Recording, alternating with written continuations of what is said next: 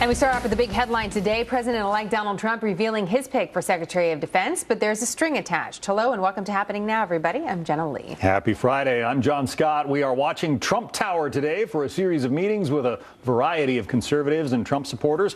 Mr. Trump announcing last night during his victory tour that he's nominating retired Marine Corps General James Mattis for the Defense Secretary post. General Mattis, nicknamed Mad Dog by the troops he commanded, is highly regarded in military circles, but he'll need a special waiver from Congress because the law prevents him from taking such a job less than 7 years after retiring. One of our great generals. Don't let it outside, right? And of course, the press is very honest. They'll never let this go. Even though it's all live, they got about 7 stations live. We are going to appoint Mad Dog Mattis as our Secretary of Defense.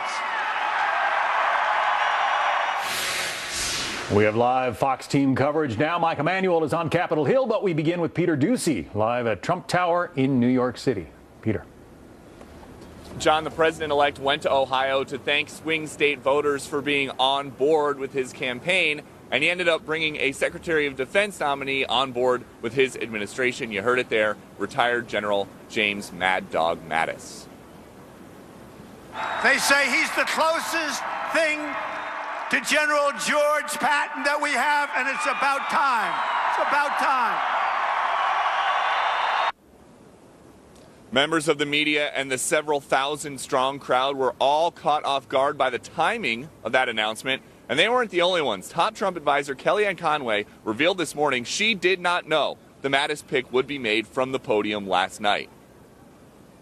We did not have a clue that he would do that at that moment. I didn't anyway, but that's okay. I have an ongoing clue that he's a very unconventional president-elect, and he's a master communicator and master connector with people.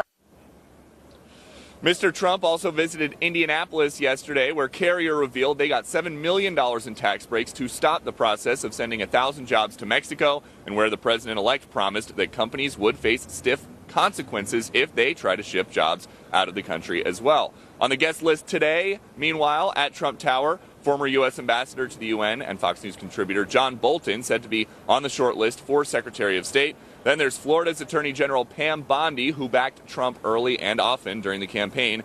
And also Democratic U.S. Senator Heidi Heitkamp, who released a very complimentary statement about the president-elect and whose invitation today could affect the balance of power in the Senate, because if she was offered and accepted a job in the administration and left the Senate, there is no guarantee that her seat, right now filled by a Democrat in North Carolina, would stay blue. John?